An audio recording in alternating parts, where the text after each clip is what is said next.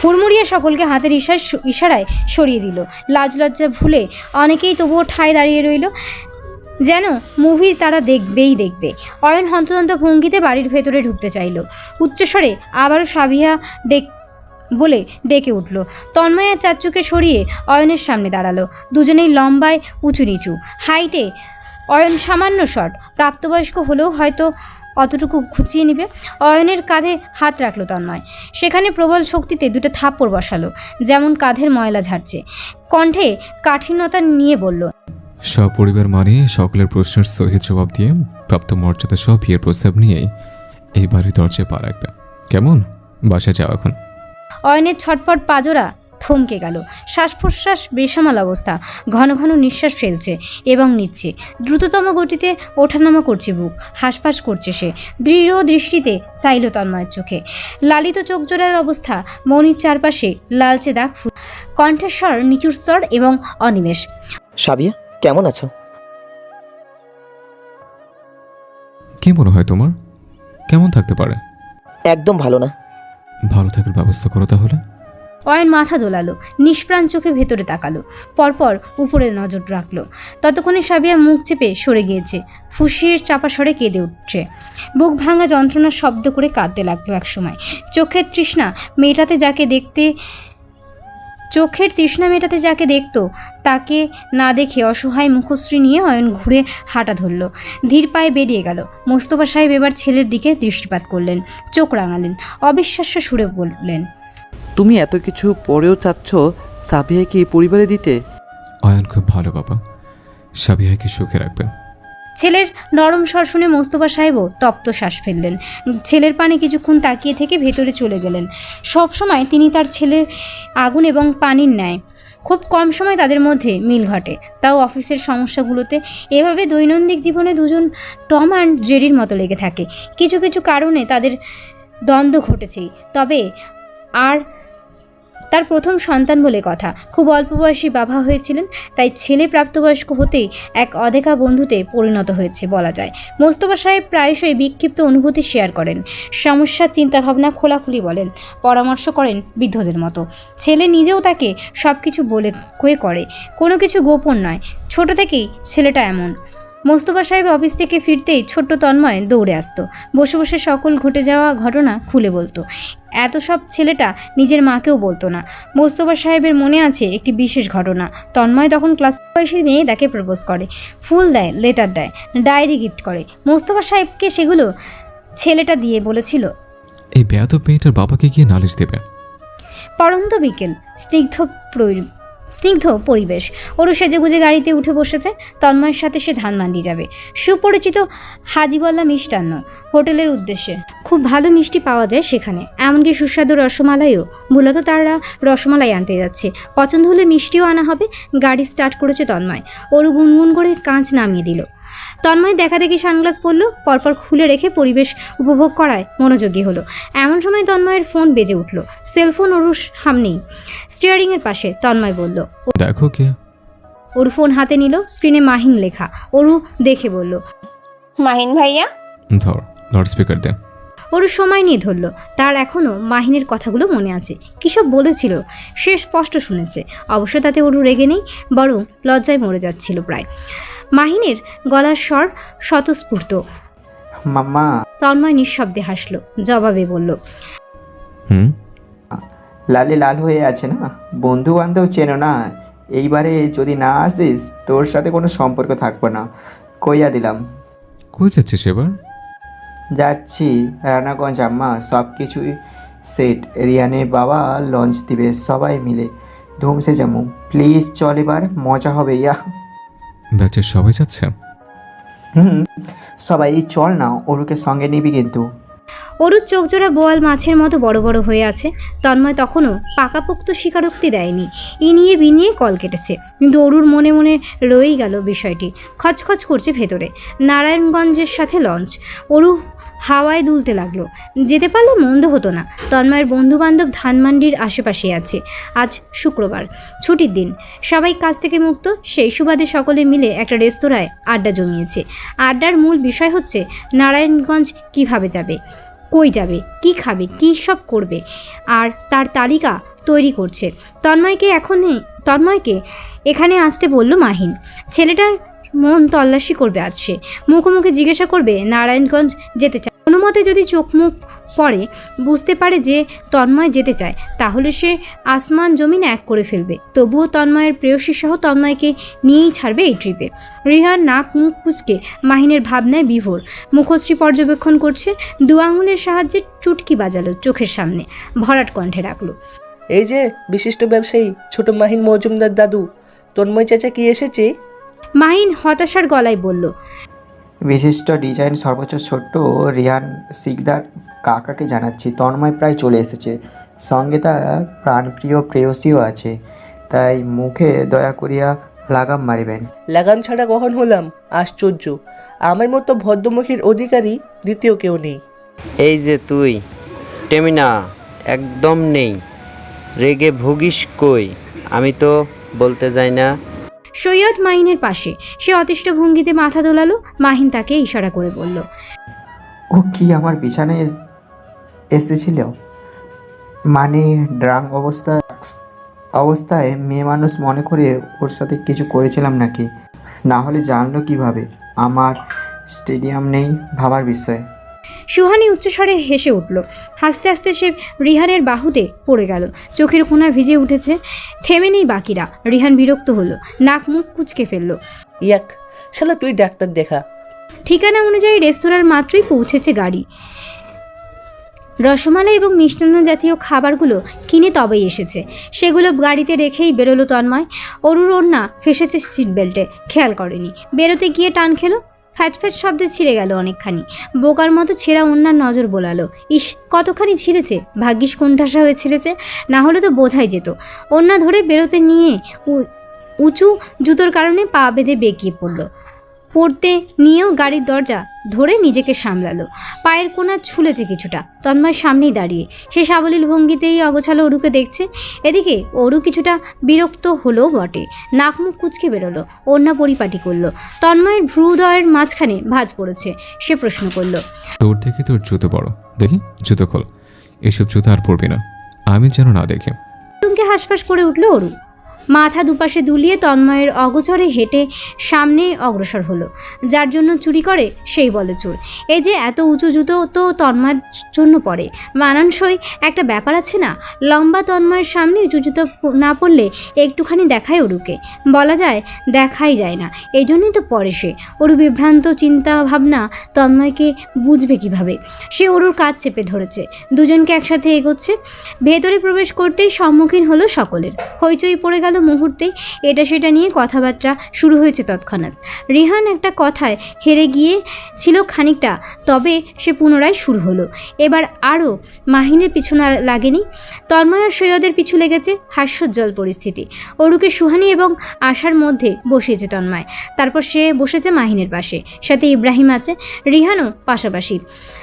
তাদের মধ্যে আলাদা আলোচনা। মাহিন কফিতে চুমুক বসিয়ে খুব স্বাভাবিক স্বরে শুধু, কি সমস্যা? যেতে কেন চাচ্ছিস না? তন্ময় নিশ্চুপ রইল, দৃষ্টি কিছুটা দূরে বসা অরুর পানে। সুহানি কিছু একটা বলছে অরুকে, তাতে লজ্জায় চোখ মুখ নুয়ে রেখেছে অরু। তন্ময় বেশ কিছুক্ষণ দেখল, চোখ সেখানেই রেখেই বলল, আজকাল আমি আর নিজের উপর কনফিডেন্ট নই। বিয়েটা তো হয়েছে, এখন কনফিউজ না থাকলে চলবে? তন্ময় চাচার যন্ত্রপাতি তাহলে ঠিকঠাক আছে? তন্ময় হাসলো, স্মিত হাসি তার। বাবা মানবে না, পারিবারিকভাবে বিয়েটা হলে তারপর না হয়। এত কিছু বুঝি না, আমার বন্ধু যেতে চায়, এটাই ইম্পর্ট্যান্ট। আর তুই যাবি সাথে তোর লেংচারও। রিহান মুখ ফোঁতা করল। তোর বাপের এত মাথা ব্যথা কেন? আমার বাবার কাছে সব কিছুর ঊর্ধ্বে পরিবার, খুব যত্নে আগলে রেখেছেন। কোনো কারণে পরিবার ভেঙে যাবে সেটা সে স্বপ্নেও ভাবতে পারে না, তাই এত সব চিন্তা তার। আমাদের বিয়েটা ভবিষ্যতে হয়তো সমস্যা দাঁড় করাতে পারে, এটাই মুখ্য হয়ে দাঁড়িয়েছে। ওর যেহেতু ছোট, তাই বাবার চিন্তা বেশি। তার মনে হয় আমাদের মতামত মিলবে না, বা বিয়েটা টিকবে না। আর যদি তেমন হয় পরিবার ভেঙে যাবে। মাহিন বিরক্ত হলো। তোর বাপের এত চিন্তা ভাবনা নদীতে ডুবে আছে, অযথা চিন্তা সব যেসব কি জানো না তুই কে? তুই তো ভেজা বিড়াল, মাছ সামনে রেখেও ছুঁয়েও দেখোস না, লাগলে কাতরে মরে পড়ে থাকবি। কতটা ভালোবাসা তা তো আর আমরা জানি নিজের চোখে। এসব সমস্যা কোনো কালেই হবে না, আমার কথা মিলিয়ে রাখ। আরও এখন যথেষ্ট প্রাপ্তবয়স্ক, এমন তো নয় ও তোকে পছন্দ করে না, খুব পছন্দ করে। এই যে আমি খেয়াল করলাম মিনিটে শতবার তাকিয়েছে, তোকেই তো দেখছে ঘুরে ফিরে। গম্ভীর মুখের তন্ময় শব্দ করে হাসল, নীরব হাসি, স্বচ্ছ প্রাণবন্ত। দোষ আমার কাছে ছুতো আছে, তুই শুধু ওয়েট কর, আমরা একবার সবাই মিলেই যাব। রবিবার সন্ধ্যা 7টায় মোস্তফা সাহেব লিভিং রুমে বসে আছেন, নিউজ দেখছেন, সঙ্গে চা খাচ্ছেন। সাথে ওই সাহেব আনোয়ার সাহেবও রয়েছেন। এমত অবস্থায় বিনা আমন্ত্রণে হাজির তন্ময়ের বন্ধুবান্ধব। একসাথে 6 জন ছেলে মেয়ে মিলিয়ে এসেছেন, হাতে নানান সরঞ্জাম, হাত ভর্তি খাবার এনেছেন, সেগুলো উঠিয়ে দিয়েছেন সামনে দাঁড়ানো জাবেদা বেগমের হাতে। সে সময় তন্ময় বাসায় নেই। অফিস শেষে হতন্ত ভঙ্গিতে উঠে দাঁড়ালেন মোস্তফা সাহেব। ছেলের বন্ধুদের সে ভালোভাবেই চেনে, প্রায়শই কাজে অকাজে দেখা হয়েছে সকলের সাথে। হঠাৎ তাদের আগমনে ভড়কে গেলেন কিছুটা, বসতে বললেন। মাহিন হাস্যোজ্জ্বল গলায় সালাম জানিয়েছে। চামড়া পাতলা রিহান ততক্ষণে ওহি এবং আনোয়ার সাহেবের মধ্যে চেপে বসেছেন। গপ্প বাজছে, এটা সেটা বলে আলোচনা শুরু করেছে। শান্ত বাড়িটি অশান্ত হয়ে উঠল মুহূর্তেই। চেঁচামেচির শব্দে বেরিয়ে এসেছে দীপ্ত, রুবি, সাবিয়া এবং অরু। জাবেদা বেগম অরু এবং রুবিকে কাজে লাগিয়ে দিয়েছেন। ঝটপট খানাপিনা তৈরি করতে হবে, এভাবে শুকনো খাবার অলরেডি ট্রে করে নিয়ে এসেছেন। সবাই আলোচনা করে এসেছে। আজ মূলত ট্রিপের কথা মাহিন বলবে, লজিক কথাবার্তা শেখ, বাকিগুলো ধাপ্পা বাজাক একটা। তাই সময় পেয়েই চাচা পারমিশন নিতে এসেছি আপনার। মোস্তফা সাহেব হাসলেন। তোমাদের আবার পারমিশন লাগবে কিসের? নারায়ণগঞ্জ যাচ্ছি, বন্ধুবান্ধব সকলে মিলে।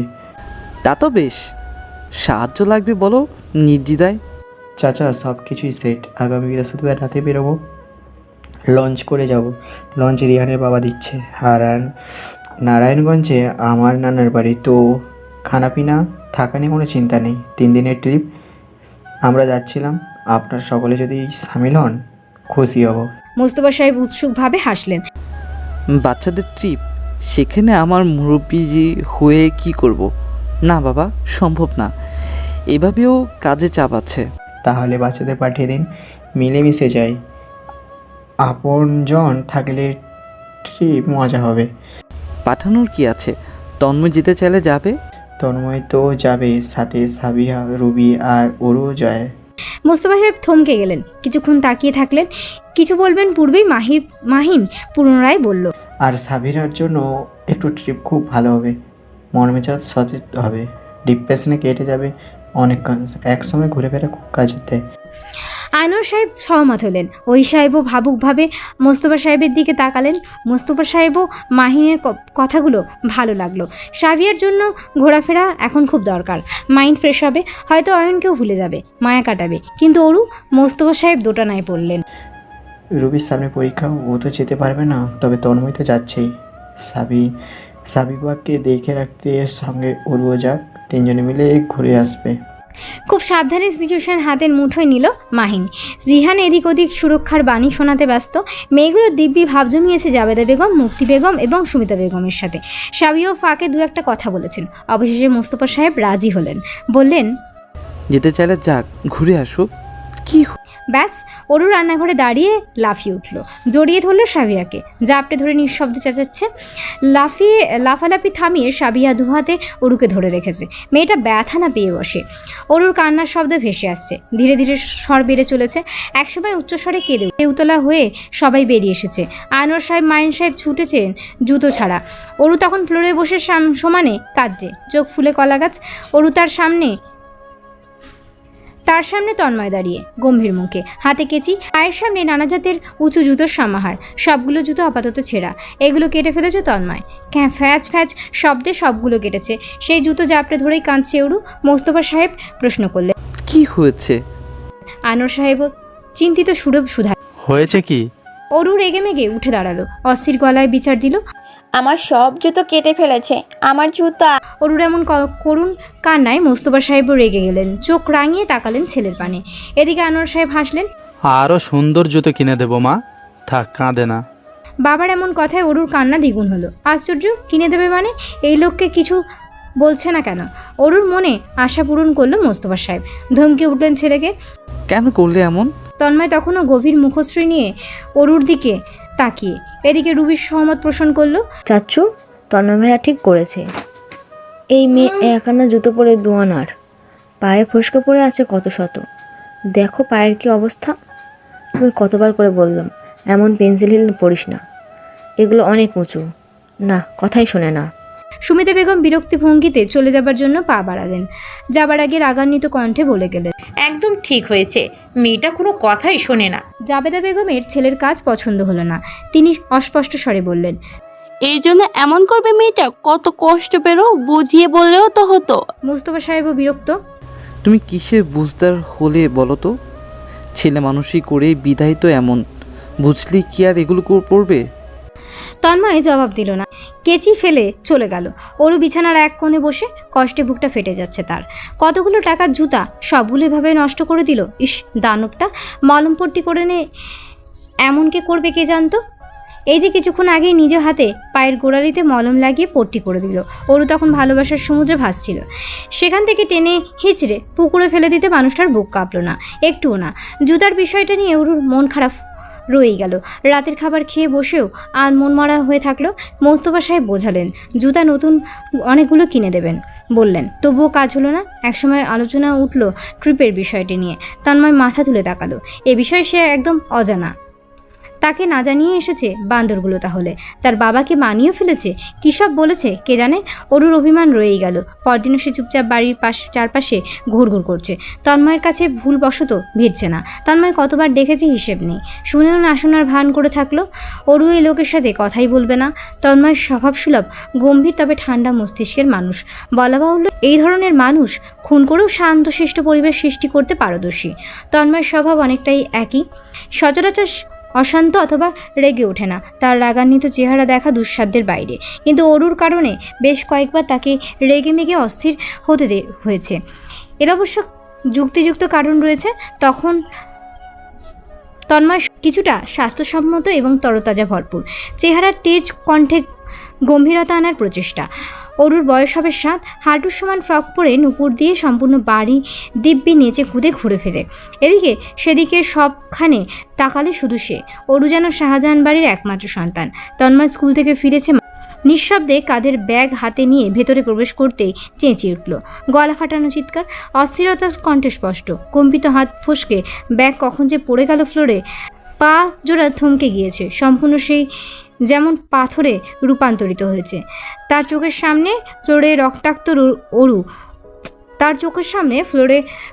রক্তাক্ত অবস্থা। সাদা ফ্রক লাল রক্তে মেখে গিয়েছে। সম্পূর্ণ শরীর রক্তে রাঙিয়ে ফ্লোরে লম্বা লাল রঙের লাইন এগোচ্ছে। থেমেছে তন্ময় থমকে থাকা পায়ের নিচে। এটা মোটেও কোনো সাধারণ দৃশ্য নয়, মেনে নেবার মতো। অপরদিকে তন্ময়ের যুবক গম্ভীর স্বরে চেঁচানো শুনে রক্তাক্ত অরু হুট করে লাফিয়ে দাঁড়িয়ে গেল। টান টান হয়ে দাঁড়ানোর ভঙ্গি। চোখজোড়া বড় বড় বোয়াল মাছের ন্যায় হয়ে গেল মুহূর্তেই। হাত থেকে পড়ে গেল লাল আলতার ডিব্বা। ভীতকর অবস্থা তার ছোট্ট চেহারায়। মূলত সে যেমন ইচ্ছে তেমন সাজো সাংস্কৃতিক অনুষ্ঠানের জন্য অ্যাক্টিং করছিল। এর জন্যই সুমিতা বেগম ধমকও দিয়েছেন কয়েকবার। কিন্তু কে শোনে কার কথা? কোনো কথাই কানে নেয়নি। সে নিজের মতো পড়েছিল ফ্লোরে। এমন সময় তন্ময় আসবে জানলে অরু কখনোই এমনটা করতো না। সে মুহূর্তে জাবেদা বেগম ছুটে এসেছেন হতভম্ব ভঙ্গিতে। দেখলেন ছেলের এমন করুণ অবস্থা, আটকে উঠলেন। তন্ময় ঘেমে নেই একাকার। কপালে বিন্দু বিন্দু ঘামের চিহ্ন। লম্বা নাক ঘামে চকচক করছে। পাথরের ন্যায় দাঁড়িয়ে সে, চোখের পলক অবধি পড়ছে না। জাবেদা বেগম ছেলের দিকে, আব্বা ওর প্র্যাকটিস করছে, তুমি ভয় পাইছো? তন্ময় তখন জ্ঞান ধ্যান হারিয়ে ফেলেছে যেন। চোখ ঘুরিয়ে মায়ের দিকে তাকালো, তারপর ওর দিকে। ধীরে ধীরে চোখের সাদা অংশটুকু লাল শিরায় ছেয়ে গেল। অত্যন্ত রাগে রীতিমতো থরথর করে কাঁপছে। অরু আলগোছে পেছন দিকে পা ফেলে পিছিয়ে চলেছে। একসময় দৌড় লাগালো। আশেপাশে নজর দেবার সময় নেই। তার নেওয়া এক একটা পায়ের ছাপ সাদা ফ্লোরে স্পষ্ট। তন্ময় সেই পায়ের ছাপ ফলো করে তেড়ে মেরে এসেছে। জাবেদা বেগম থামাতে চাইলেন, কিন্তু সুমিতা বেগম দিলেন না। মেয়েটা 1 নম্বরের বাঁদর। বাচ্চাকে কেউ কিছু বলে না বলেই মাথায় চড়ে বসেছে। শিক্ষা পাক একটা। অন্যদিকে অরু লুকিয়েছে গুদাম ঘরে। অন্ধকার রুমে গুটিসুটি মেরে বসে আছে। তন্ময় দরজায় লাথি মেরে খুলে অরুকে ভাবার সময় দেয়নি। নরম তুলতুলে গালের শক্ত 2টা চড় মেরে বসেছে। টেনে ওয়াশরুমে পাঠিয়েছে। সে কি কান্না অরুর! সারা রাত দিন কেটে কাটিয়েছে। তন্ময় স্বেচ্ছায় মন ভোলাতে যায়নি। বাধ্য হয়ে 3 দিন পর অবাধ্য অরুকে নিয়ে ঘুরতে বেরিয়েছে। পছন্দের জিনিস কিনে দিয়েছে, তবে শান্ত হয়েছে মেয়েটা। সেই অবাধ্য মেয়ে অরু এখন বড় হয়েছে। শুধু নামে তার বড় হওয়া। পরিবার কিংবা ভালোবাসার মানুষের সামনে সে সেই ছোট্ট অরু রয়ে গেল। রাতে ভালোভাবে খেলো না, সকালেও খেতে আসেনি। জাবেদা বেগম ডেকে গেলেন 2 বার। অরু দরজা খোলেনি। সুমিতা বেগম চেঁচিয়েছেন, কাজ হলো না। ডাইনিংয়ে কম বেশি সবাই চলে এসেছে। কিছুক্ষণের মাঝে তন্ময় এলো। অফিস যাবে, হাতে ব্যাগ। পরিপাটি সে টেবিলে নজর বোলালো। অরু নেই। শান্ত চেহারার ভ্রুদয়ের মাঝখানে সূক্ষ্ম ভাঁজ পড়ল। মুহূর্তেই ব্যাগ চেয়ারে রেখে জাবেদা বেগমের উদ্দেশ্যে বলল, ওরু কই? জাবেদা বেগম হতাশ গলায় বললেন, শুধু শুধু এমন করলি? মেয়েটার পেটে কিছুই পড়েনি কাল রাত থেকে। তন্ময়ের গম্ভীর স্বর এবার আরও গম্ভীর পরিণত হলো। ওকে আমি নারায়ণগঞ্জ নিব না।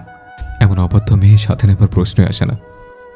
তন্ময়ের বলতে দেরি, পরপর দরজা খোলার শব্দ শুনতে দেরি হয়নি। অরু নাক মুখ কুচকে বেরিয়েছে। সকলের চোখের সামনে ডাইনিংয়ে এসে চেয়ার পেতে বসেছে। চুপচাপ মাথা নত করে খেতে লাগলো। এতক্ষণ যাবৎ মোস্তফা সাহেব গম্ভীর মুখে ছিল। আপাতত ঠোঁটে স্মিত অদেখা হাসি ফুটে উঠতে চাইছে। তিনি ঠোঁট টেনে নিজেকে যথাসম্ভব ঠিকঠাক রেখেছেন। তবে আনোয়ার সাহেবের ঠোঁট জুড়ে অমায়িক হাসি বিচরণ করছে। সকলের এমন হাসার কারণ পেল না অরু। বিরক্ত সে খানিকটা লজ্জায় পড়ল। আরে সে তো খেতে আসেনি, কিন্তু নারায়ণগঞ্জ যেতে তার বিধায় আসা। খেতে না যাওয়ার ছোট্ট বিষয়টি ধরে তন্ময় যদি সঙ্গে না নেয়, অরু তো এবার কষ্টে মরেই যাবে। এইভাবে জুতো হারাবার দুঃখে তার বক্ষে রয়েছে একরাশ বিষণ্ণতা জমে পাহাড় বনে গিয়েছে। বিরক্তকর অনুভূতি তার সর্বাঙ্গ বহমান। তন্ময়ের উপর অভিমান তার মনের আসমান। এত বড় অভিমান কি তন্ময় আদৌ ভাঙাতে পারবে? অরু যতই রাগ দেখিয়ে থাকুক, সে আশা ছিল তন্ময় রাগ ভাঙাতে আসবে, কিন্তু আসলো না। শুধু ধমকের সুরে কয়েকবার ডেকেছে, ব্যাস হয়ে গেল। অরু মিনমিন সুরে বলল, আমাকে না নিলে আমি আর কখনোই কোথাও যাব না আপনার সাথে। আজ বুধবার রাত, ঘড়ির কাঁটা 8:45। আজ ঠান্ডা আবহাওয়া। বাতাস ছেয়েছে, দক্ষিণা বাতাস। কালো নিখর আকাশে গোলাকার চাঁদ জলজল করছে। অরু বই হাতে বসেছিল বারান্দায়। এমন অবস্থায় দীপ্তর চেঁচামেচি সব বলে চিৎকার করে ছেলেটা যেমন এদিকটায় আসছে। অরু বই বন্ধ করলো, উঠে দাঁড়ালো। দীপ্ত দরজার সামনে এসে দাঁড়িয়েছে। তপ্ত ঘন নিঃশ্বাস ফেলছে। ঘেমে নেই একাকার। স্বাস্থ্যসম্মত ছেলেটা এমন দৌড়ঝাঁপ করলে অবস্থা তো এমন হবেই। অরুর কারণ জিজ্ঞেস করতে হলো না। দীপ্ত হাঁপাতে হাঁপাতে বলল, তন্ময় ভাইয়া ডাকে। অরু কি হয়েছে বলে দ্রুত পায়ে বেরোলো। এক একটা পায়ের ধাপ দ্রুততম গতিতে নেওয়া। ছুটে লিভিং রুমে এসেছে তন্ময় দাঁড়িয়ে। সাথে বাকি সদস্যরা। ফ্লোরে এক গাদা শপিং ব্যাগ রাখা। রুবি ব্যাগে উকি মেরে দেখছে। সব জুতো, ফ্ল্যাট জুতো, স্নিকার্স, সামান্য উঁচু জুতা। সাবিয়া হেসে নিজের জুতো ব্যাগ নিয়ে চলে গিয়েছে। রুবি নিজের ব্যাগ থেকে জুতো বের করে পরেও নিয়েছে। খটখট শব্দ তুলে রুমের দিকে চলল। তন্ময় শপিং করলে কখনো একজনের জন্য করে না, সবার জন্যই কম বেশি করে করে। জাবেদা বেগম, সুমিতা বেগম এবং মুক্তি বেগমের জন্য জুতো আনা হয়েছে। মুক্তি বেগম মুখ ফুটে বললেন, কি দরকার ছিল আরুর জন্যই আনতি শুধু? অরু ছোট ছোট চোখে তাকিয়ে, সে মোটেও জুতো চায় না। তন্ময় সে নরম সুরে কিছু কথা বললেই তো হতো। অরুর অভিমানের সমাপ্তি ঘটত নিমেষেই। সে তো নরম তন্ময়ের জন্য খুব দুর্বল। একটু গলা নামিয়ে কথা বললেই তো অরু আসমানে ভাসে। দীপ্ত অরুর শপিং ব্যাগগুলো অরুর রুমে নিয়ে যাচ্ছে। ওর হাতে পিস্তল। এটা তন্ময় এনে দিয়েছে। দেখতে সম্পূর্ণ রিয়াল, তবে গুলি করলে পানি বের হয়। এটা অনেক দূর পর্যন্ত সেট করা যায়। দীপ্ত খুব খুশিতে সে বাকরুদ্ধ, তাই অনায়াসে অরুকে সাহায্য করছে। অরু একটু অসন্তুষ্ট, তবু মুখ ঘুরিয়ে যেতে পারছে না। তার তন্ময় ভাই এত কিছু এনেছে তার জন্য, আর সে চলে যাবে? পারবে না। এতটা কঠিন হৃদয়ের নয় অরু। তার মন নরম তুলতুলে, তাই চুপসে দাঁড়িয়ে রইল। আশেপাশে দুজনেরই অস্তিত্ব শুধু। অরু স্পষ্ট তন্ময়ের পারফিউমের ঘ্রাণ নিতে পারছে। তীব্রভাবে নাকে ভাসছে। কি সুন্দর সুবাস। তন্ময় 2-1 কদম ফেলে এগিয়ে আসলো। দুজনের মধ্যে খানিক দূরত্ব রেখে খুব দীর্ঘলায় শুধাল। অভিমান কমেনি? আর কি করতে হবে? সোজাসাপটা প্রশ্নের সম্মুখীনে অরুর ব্যাকুল হৃদয় মুহূর্তেই শান্ত হয়ে গেল, প্রশান্তিতে চোখ বুঝে এলো, ভালো লাগায় মন জুড়িয়ে গেল। ব্যাস এতটুকু তো সে চেয়েছে। এমন সময় জাবেদা বেগম রান্নাঘর থেকে চেঁচিয়ে বললেন, তন্ময় কফি খাবি? করবো? তন্ময় সমান তালে জবাব দিল। হ্যাঁ। মাথা নত করে রাখা অরুর গালের স্পর্শ অনুভব করলো, গরম হাতের স্পর্শ। গাল টেনে মাথা উঁচু করতে বাধ্য করেছে তন্ময়। অরু বাধ্য মেয়ের মতো তাকালো। ওর মুখশ্রী আর অন্ধকার নয়। তন্ময় পুনরায় শুধালো, কি? কিছু করতে হবে না। আর মুখ গোমরা করে থাকবে? না তো। কফিটা দিয়েছে। সোফা থেকে ব্যাগপত্র নিয়ে তন্ময় চলে গেল। অরু বেশ কিছুক্ষণ দাঁড়িয়ে রইল। বুকের ভেতরে তোলপাড় চলছিল। বুকে হাত চেপে দৌড় লাগালো। সে তো জুতো দেখেনি। সাবিয়ার এই ট্রিপে যাওয়ার বিন্দুমাত্র ইচ্ছে নেই। মূলত অরুর মুখের দিকে তাকিয়ে যেতে হচ্ছে। অরুর খুশিতে বাকম বাকম বনে গিয়েছে। সাবিয়ার সাথে যাবে বিষয়টি নিয়ে সে খুবই এক্সাইটেড। একটু পর এসে প্রশ্ন করছে, যাবে তো? সত্যিই যাবে তো? বাধ্যতামূলকভাবে সাবিয়া যাবে, তবে সে ফিজিক্যালি কিংবা মেন্টালি কোনো দিক থেকেই ভালো নেই। অদ্ভুত যন্ত্রণায় আড়ষ্ট হয়ে আছে। এমন সময় ট্রিপ মানসিক শান্তি দিবে বলে মনে হয় না। খুব অগোছালো ভঙ্গিতে ব্যাগের সরঞ্জামগুলো গুছিয়ে নিয়েছে। যেসব কিছু প্রয়োজন। রুমে দীপ্ত আছে, বিছানার উপর বসে বই পুস্তক পড়ছে। ফাঁকে ফাঁকে সাবিয়াকে দেখে নিচ্ছে। কিছু বলবে ভেবেও বলছে না। ব্যাপারটা বুঝে সাবিয়া প্রশ্ন করলো, কি বলবি? একা যাবে? আমাকে নিবে না? চল তাহলে। আমাকে যেতে দিবে না বলেই এমনটা বলছো, তাই না? মা বলেছে এগুলো বড়দের ট্রিপ, ছোটদের যেতে নেই। তাহলে যাস না। দীপ্ত এই নিরামিষ সাবিয়ার সাথে কথা বলে দেখতো। বই পুস্তক গুছিয়ে বেরিয়ে গেল। সাবিয়া দীর্ঘশ্বাস ফেলে বিছানায় বসলো, হাতে ফোন নিল। আর মনে তাকিয়ে থাকলো ফোনের দিকে। অয়নের বেশ কিছু ছবি সেভ করা। সাবিয়া কয়েকবার ডিলিট করতেও চেয়েও পারেনি। হাত কাঁপতে থাকে। অয়নের করা শেষ মেসেজও চোখের সামনে। বুকের ভেতরে কামড়ে উঠেছে। সে কি অদ্ভুত যন্ত্রণা! না শুয়ে থাকা যায় আর না স্থির হয়ে বসে থাকতে দেয়। সেলফোন সরিয়ে বারান্দার দিকে পা বাড়ালো। জীবন থেকে যা চলে যাবার তা নিয়ে না ভাবাই উত্তম। সাবিয়া নিজের সর্বোচ্চ দিয়ে চেষ্টা করবে আগের স্মৃতি ভুলে যাবার, অয়নকে ভুলে যাবার। রাতে ওর খুব কষ্টে কাটিয়েছে। উত্তেজনায় ঘুম আসতে চাইছিল না। বহু চেষ্টার ফলে ঘুমাতে পেরেছে। আজ বৃহস্পতিবার, ধবধবে পরিষ্কার আকাশ। ওর সকাল সকাল উঠে ব্যাগ গোছাতে শুরু করেছে। এটা সেটার জন্য ছুটে চলেছে একদিকে। দুপুরের সময় মাহিনকে দেখা গেল, সঙ্গে ইব্রাহিমকে। লাঞ্চ করে একসাথে বেরোবে তারা। এর জন্যই বেশ ভালো করে রান্না হয়েছে বাড়িতে। গিন্নিরা কম বেশি অনেক পদের আইটেম করেছেন। সুগন্ধ ছড়িয়ে পড়েছে চারপাশে। খাওয়া দাওয়া শেষ, রওনা হবার সময়। ঘড়ির কাঁটা ঘুরেছে 4টায়। অরু তখনও ব্যস্ত ভঙ্গিতে তৈরি হচ্ছে। আজ কামিজ পরেনি, চুড়িদার পরেছে। কপালে ছোট কালো টিপ দিয়ে বেরিয়ে পড়ল। সাবিয়া দাঁড়িয়েছে খুব সাধারণভাবে, কোনো সাজগোজ নেই, শুধু ড্রেসটাই পড়েছে। অরু এ বিষয়ে কিছু বলবে পূর্বে সাবিয়া ভাইয়া দাঁড়িয়ে আয়। অরু কিছু বলতে পারলো না, চুপচাপ এগিয়ে গেল। তন্ময় আর মাহিন কথা বলছে। অরুকে দেখে মাহিন হাসলো, পরিষ্কার সুন্দর মিষ্টি হাসি। তন্ময় কাঁচ চাপড়ে বলল, জিতছো মামা? অরু লজ্জায় হতভম্ব। দ্রুত পায়ে গাড়িতে উঠে গেল। এভাবে বললে তার লজ্জা লাগে না বুঝি? মুখের সামনে কেউ বলে এভাবে? সাবিয়া উঠে বসেছে। তন্ময় ড্রাইভিং সিটে বসলো, তার পাশে মাহিন। ইব্রাহিম বাইক নিয়ে এসেছে। সে সদরঘাট পর্যন্ত বাইকে চড়েই যাবে। গাড়ি স্টার্ট হয়েছে। গাড়ির আগে ইব্রাহিমের বাইক সামনে চলে গেল। পরপর হাওয়া। অরু নিজের পাশের জানলা খুলে দিয়েছে। হুড়মুড়িয়ে বাতাস ছুঁয়ে দিচ্ছে। এক আলাদাই প্রশান্তি ঘিরে ধরেছে। আধা ঘন্টা গিয়ে গাড়ি হুট করে থেমে গেল মাঝপথে। তন্ময় সাবিয়ার উদ্দেশ্যে বলল, আয়। অবুজের মতো সাবিয়া বেরোলো। কোনো সিরিয়াস কিছু হলো নাকি? তাদের গাড়ির সামনে আরেকটি গাড়ি রয়েছে, সাদা রঙের। সাবিয়া লক্ষ্য করে, ঘুরে আয়, ফিরে আসবি হাস্যোজ্জ্বল হয়ে। কোনো প্রয়োজন হলে কল দেবে। সাবিয়া নির্বোধ। গাড়ির পেছন দিকে অয়ন দাঁড়িয়েছিল। এবার ঘুরে সামনে এলো। চোখে কালো সানগ্লাস খুলে তন্ময়ের সামনে দাঁড়ালো। তন্ময় তার কাঁধে হাত রাখলো, শাসানো সুরে বলল, বি কেয়ারফুল। সাবিয়া বোকার মতো তন্ময়কে যেতে দেখলো। তন্ময় গাড়িতে উঠতেই তার ধ্যান হলো, চেঁচিয়ে উঠল, ভাইয়া এসব কি হচ্ছে? তন্ময় হাতের ইশারায় বোঝালো যেতে। এদিকে অয়ন দ্রুততমভাবে সাবিয়ার সামনে এসে দাঁড়িয়েছে। তন্ময়কে ছেড়ে তার ধ্যান অয়নের উপর চলে এলো। অনেক পরিবর্তন হয়েছে ছেলেটার। গাল জুড়ে চাপদারি, লম্বায় বেড়েছে কিছুটা, পুরুষ বনে গিয়েছে যেমন। সাবিয়া তাকিয়ে রইল। হুট করে ঘুরে দাঁড়ালো, সে একাই চলে যাবে। পা বাড়ালো। অয়ন তৎক্ষণাৎ হাত চেপে ধরেছে, শক্তি প্রয়োগ করে টেনে নিয়ে গাড়ির দিকে অগ্রসর হয়েছে। সাবিয়া হাত ছাড়ানোর প্রচেষ্টায় মত্ত। সে তো ভুলেই যেতে চাইছিল, তাহলে কেন পুনরায় সেই অনুভূতিগুলো সেই মানুষটার সামনে এসে দাঁড়িয়েছে? সদরঘাটের সাব্বির শেখ দাঁড়িয়ে আছেন একটি 3 তলা সাদা লঞ্চের সামনে। শ্যামবর্ণের বেটেখাটো লোক, গম্ভীর মুখশ্রীর অধিকারী, কণ্ঠেশ্বর ভদ্রলোকের গম্ভীর, মুখ জুড়ে দাড়ি, ঢিলেঢালা প্যান্ট শার্ট পরে আছেন। তার সামনে দাঁড়িয়ে আছে ছেলে রুস্তম, চোখ মুখে ভয়ার্ততা লেপ্টে আর চোখে নিজের বাবার দিকে তাকালো।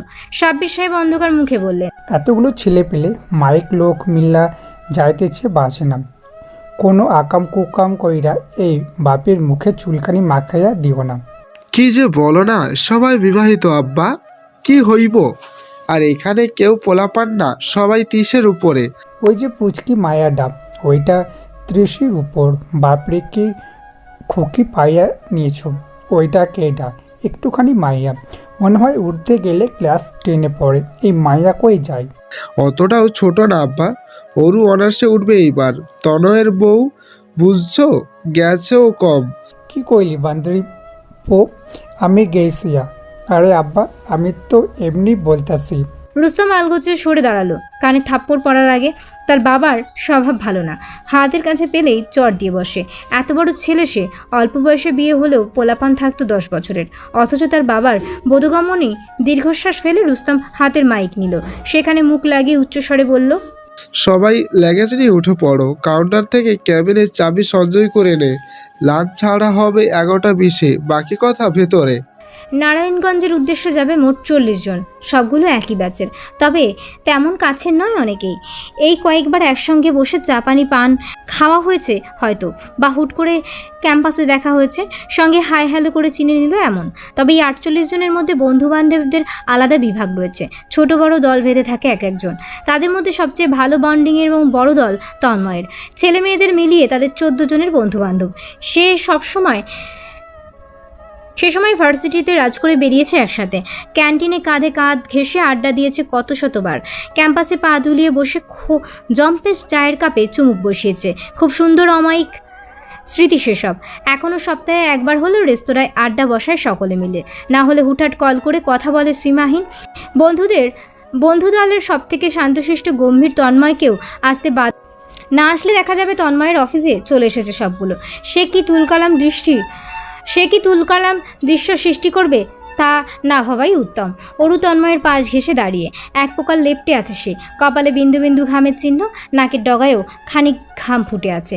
তন্ময়ের হাত অরুর কাঁধে শক্ত করে ধরে আছে, অন্য হাতে লাগেজ। খুব কোলাহল চারিদিকে। তাদের সামনে সাব্বির আহমেদ। তন্ময় হেসে সামনাসামনি দাঁড়ালো, সালাম জানালো। সাব্বির সাহেব গম্ভীর মুখে একটুখানি পরিবর্তন এলো। তিনি তন্ময়ের পাশে থাকা একটুখানি আরুকে দেখে নিল, গম্ভীর স্বরে শুধালেন, নাম কি? অরু ভয় পেল, দুরু দুরু কাঁপতে থাকা বুক নিয়ে বলল, আরাবি।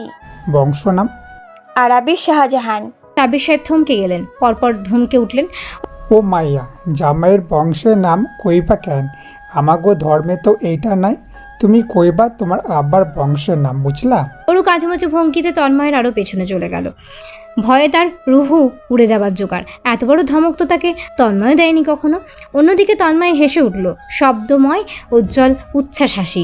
রুস্তম পাশেই ছিল, সে তার বাবার উদ্দেশ্যে অতিষ্ঠ স্বরে বলল, চাচাতো ভাই বোন এরা, ওরা আব্বার বংশের নামই বলেছে। এখন তুমি যাও, আর দাঁড়াও থাকিও না, বেলা রাত হইছে। সাব্বির সাহেব আর চোখে অরুকে আরেকটিবার দেখে নিলেন। ও পারিবারিক মনে হয়, ভালোই।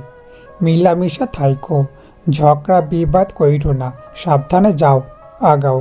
তন্ময় ভয়ার্ত অরুকে নিয়ে সামনে অগ্রসর হলো। লঞ্চে উঠতে নিয়ে থমকে দাঁড়ালো, মাথা নত করে প্রশ্ন করলো, কিছু খেতে ইচ্ছে করছে, নিয়ে নেব এখান থেকে কিছু?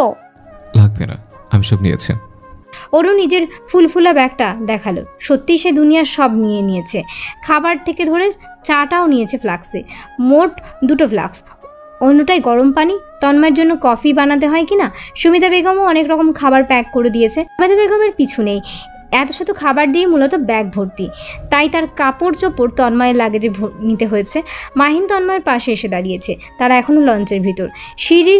সামনে দোতলায় উঠবে। মাহিন তন্ময়ের কাজ জড়িয়ে বলল, মামা দেখো পোলাপান কেমনে লাইন মারতেছে, আজকাল তুফান ছুটবো ক্যাবিনে।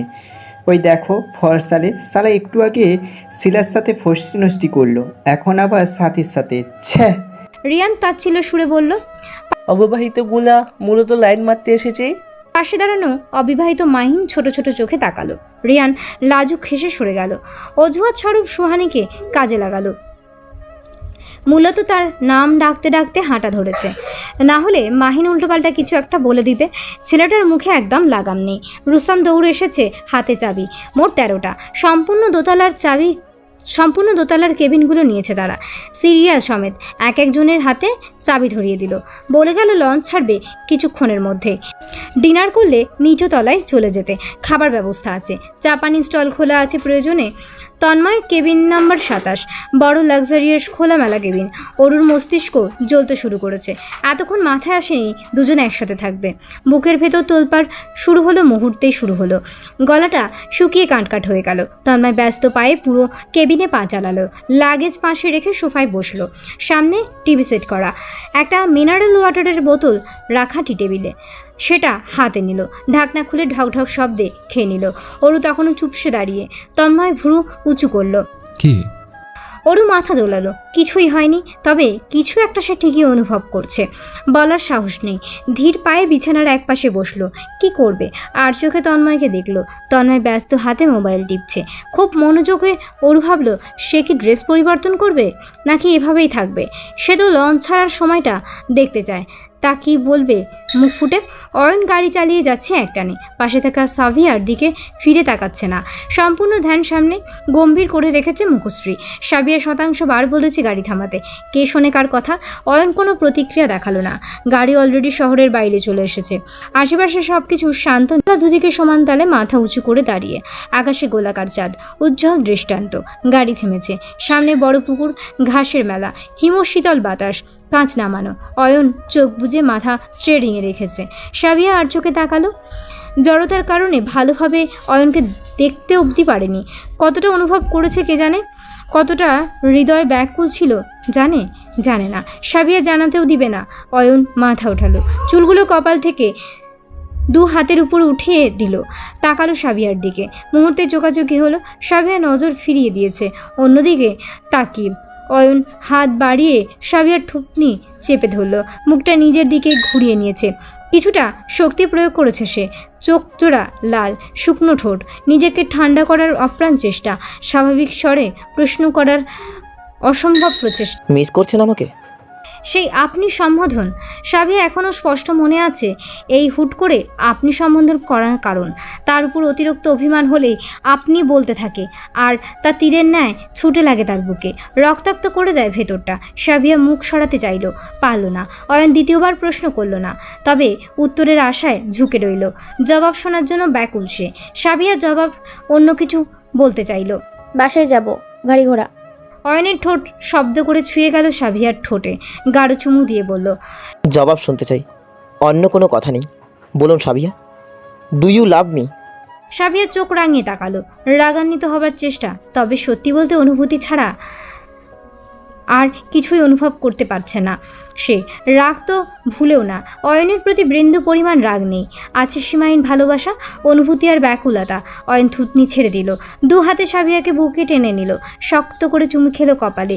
কণ্ঠের স্বর কাতর শোনালো, খুব মিস করেছি, রাতভর ঘুমোতে পারিনি, তোমাকে ছাড়া ভালো নেই একটুও না। আমার সাথে এমন করো না সাবিয়া, আমি শান্তিতে বাঁচতে পারবো না। কঠোর করতে চাওয়া হৃদয় মুহূর্তেই গলে গেল। ছিন্ন বিচ্ছিন্ন ভঙ্গিতে ছটফট করতে লাগলো। হাত দুটো অয়নকে জড়িয়ে ধরার জন্য ব্যাকুল। চোখের কোণ বেয়ে অশ্রু গড়িয়ে পড়ল আনমনে। অয়ন মাথা এগিয়ে এনে তাকালো, ডান হাতে মুছে দিল চোখের জল, চুমু খেলো চোখে। আমি জানি আমাকে মিস করেছো, খুব কেঁদেছো, একদম ভালো ছিলে না। আমি তো আমার সাবিয়াকে চিনি। কেন এলে আবার? আমি কি করব? কিছু করতে হবে না, সব আমি করব, সব কিছু ঠিক করব। কাঁদে না। অজস্র ক্ষুদ্র চুমুতে রাঙিয়ে দিল সাবিয়ার মুখশ্রী। ব্যাকুল হৃদয় তৃষ্ণা মেটাতে বুকে টেনে নিচ্ছে একটু পরপর। শক্ত করে জড়িয়ে রেখেছে, মাথায় হাত বুলিয়ে চুলগুলো গুছিয়ে নিয়েছে। সে কি আদুরে অরুকে বলতে হলো না নিজের ইচ্ছের বিষয়টি। তন্ময় নিজেই বলেছে অরুকে ফ্রেশ হয়ে নিতে। ছাদে যাবে তারা, লঞ্চ ছাড়বে একটু পর, বাতাস উপভোগ করবে বসে। সেখানে সিটের ব্যবস্থা করা হয়েছে। অরু দ্রুত পায়ে ফ্রেশ হয়ে ফিরেছে, চুল ঝুটি করে নিয়েছে। তন্ময় দরজার সামনে দাঁড়িয়ে অরুকে দেখলেই বলতো, ইয়ারফোন নিয়ে আয়। অরু ছুটে গেল ভেতরে পুনরায়, লাগেজ খুলে ইয়ারফোন নিল। দ্রুত পায়ে তন্ময়ের সামনে দাঁড়ালো, ইয়ারফোন এগিয়ে দিল, চোখ মুখে আগ্রহ। তন্ময় নিজের ফোনে ইয়ারফোন সেট করলো, একটা হিন্দি গান ছেড়ে দোকানে ঢোকালো। সাউন্ড মেপে অরুর দোকানে ঢুকিয়ে দিল। তীব্র শব্দ। অরু বোকার মতো তাকিয়ে তন্ময়ের ধমকের সুরে বলল, ভুলে ইয়ারফোন কান থেকে সরাবি না, মনে থাকবে? অরুর চোখ মুখ বিরক্তিতে ভরে গেল। অসহ্য, কানে ইয়ারফোন রাখতে হবে কেন? সেভাবেই তন্ময়ের সাথে বেরোলো। সামনে রিহান আর সুহানি দাঁড়িয়ে তর্ক করছে। মাহিন ফোনে কথা বলছে। ধীরে ধীরে তারা এগোচ্ছে সিঁড়ির দিকে, ছাদে উঠবে। রিহান দুষ্টু স্বরে বলল, একটা জিনিস খেয়াল করেছিস তোরা? সৈয়দ শুধালো, তন্ময়ের বিয়ের পরের ট্রিপ এটা, সাথে বউ। মনে হচ্ছে না হানিমুনে বেরিয়েছে। মাহিন ফোন রেখে এগিয়ে আসলো। দ্বিতীয় হানিমুন হবে এটা। প্রথমটা তো চট্টগ্রামে সেরে ফেলেছে নিশ্চয়ই। নারায়ণগঞ্জ হবে দ্বিতীয় হানিমুন। বাই দ্য ওয়ে দোস, প্রিপারেশন কেমন? মানে সুহানি ধমকে সুরে বলল, থামবি? ওরু এখানেই, বাচ্চা মেয়ে একটা। এইমাত্র সকলের খেয়াল হলো অরু ভ্যাবলার মতো তাকিয়ে, চোখ মুখে লজ্জার ছিটে ফোটা নেই। পরপর দেখলো মেয়েটার কানে ইয়ারফোন, হাতে সেলফোন। মাহিন বাকরুদ্ধ হয়ে গেল। রিহানা ওড়ালো, মেয়েটাকে পাকাতে দিবে না বলে শপথ নিয়ে রেখেছে তন্ময় চাচা। একটু চালাক চতুর হতে হয়, কিছু মিছু জানতে তো হইব। তন্ময় হাসলো, স্মিত হাসি, অন্মেষ ভঙ্গিতে বলল, জানতে হবে না, এভাবেই পারফেক্ট। আকাশ পরিষ্কার, কালো আকাশ জুড়ে লক্ষ লক্ষ নক্ষত্র। রয়েছে গোলাকার সাদা ফকফকে চাঁদ। চাঁদের সৌন্দর্য আজ দ্বিগুণ রূপেও জলজল করছে, যেন আলোয় আলোকিত হয়ে আসছে চারিপাশ। সম্পূর্ণ ছাদ জুড়ে মানুষের হাঁটাহাঁটি, হাসাহাসি, তর্ক বিতর্কের তীব্র শব্দ।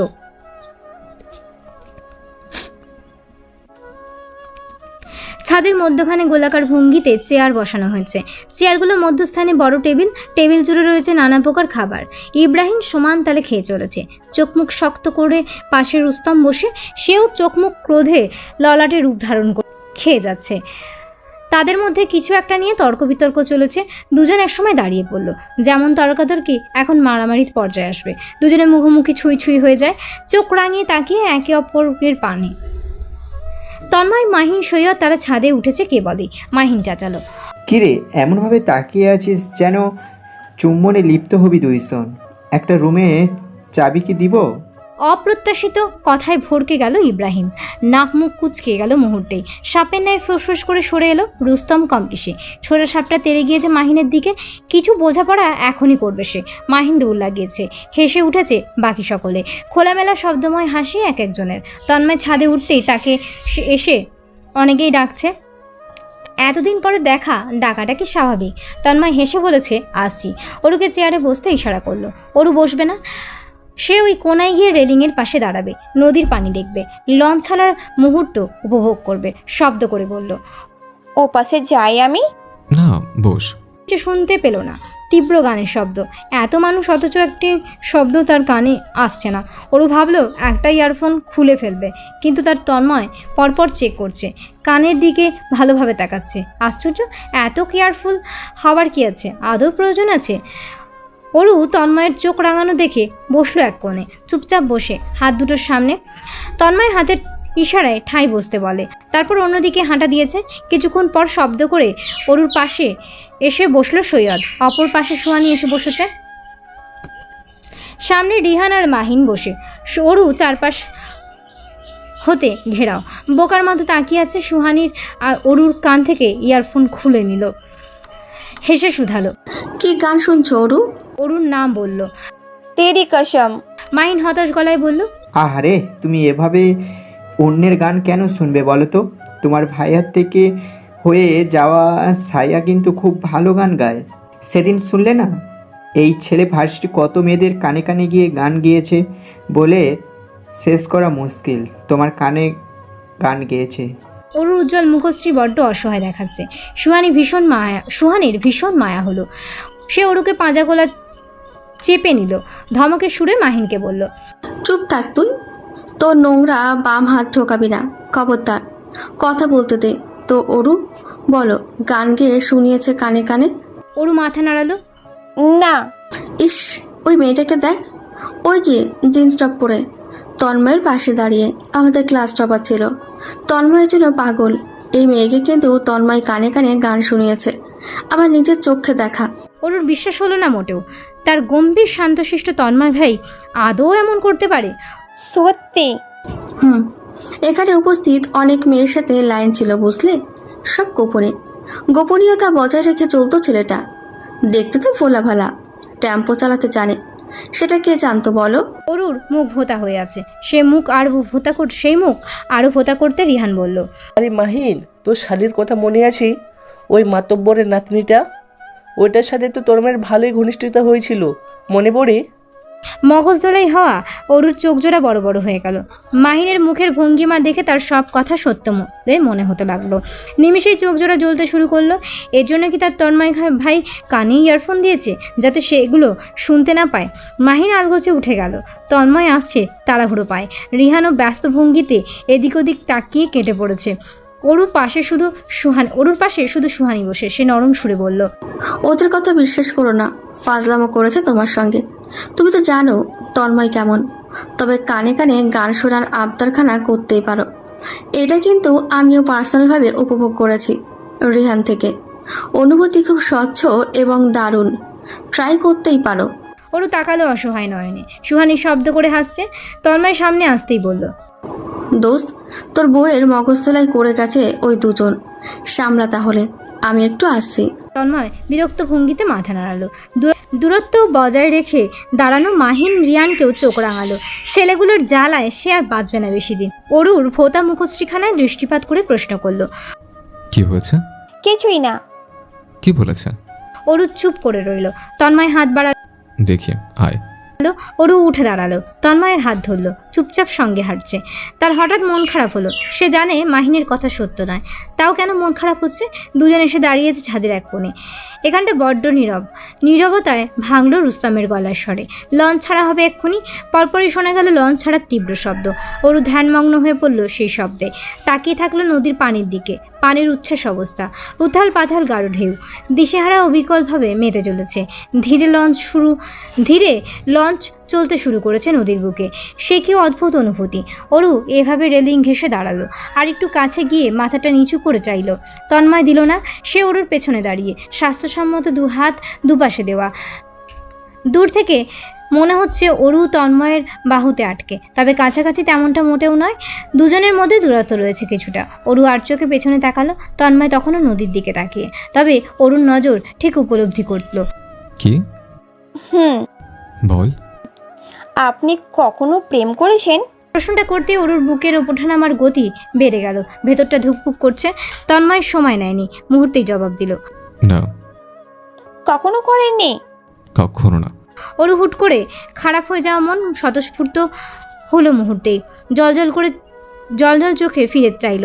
তন্ময়কে পলক ভরে দেখে বলল, আপনি কখনো কানে কানে গান গেয়ে শুনিয়েছেন? তোর মাথায় কি ঢুকিয়েছে এরা? কানে কানে গায় কিভাবে? আশ্চর্য। কানে কানে কিভাবে গান গায় তাই জানে না ও। এই কথাগুলো অরুর মস্তিষ্কের জোরালো ভঙ্গিতে লেপ্টে এলো। কানে কানে গান শোনার এক আলাদা অনুভূতি আছে। সুহানিকে রিহান শুনিয়েছে। অরুর আগ্রহ জেগেছে এ বিষয়ে। সে চাচ্ছে তন্ময় তাকে গেয়ে শোনা। কেন শোনায় না? ওর উপভোগ করতে চায় ওই অনুভূতি। নজর ফিরিয়ে নদীর দিকে তাকালো। নদীর চাঁদের ঝলক, আসমানের প্রতিভাব দেখা মিলেছে উপচে পড়া রূপ।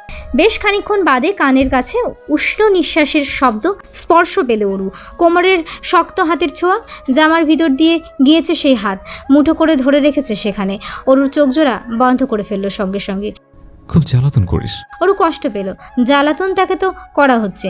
মিয়ে যাওয়া গলায় বল, ছাড়ুন, আমি কি বলেছি শোনাতে?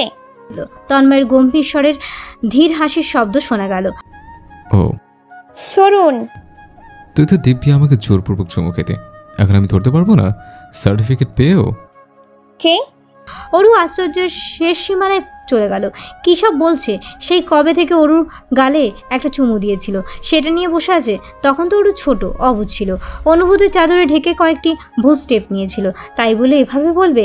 সেও তো অরুর সঙ্গে কত কিছু করেছে, অরু তো বলতে যায়নি। আমি কখনো এমন করিনি, মানে মাত্র একবার।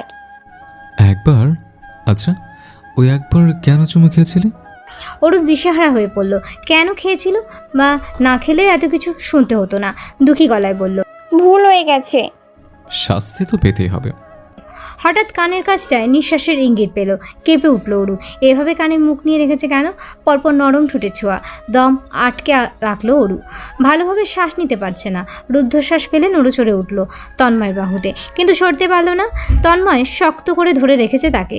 ঠোঁটের স্পর্শ অনুভব করে যাচ্ছে, কানের লতিতে বিচরণ করছে সেখানে। পরপরই সেই চিরচেনা গম্ভীর সুরের তাল শুনতে পেল ভীষণ কাছ থেকে। খুব ধীরে অরুর উতাল পাতাল বুকের ধুকপুক বেড়ে গেল শতগুণে। তুমি মোর জীবনের ভাবনা,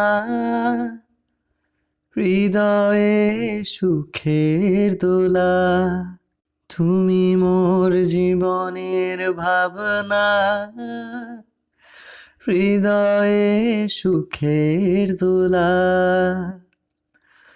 নিজেকে আমি ভুলতে পারি, তোমাকে যাবে না ভোলা।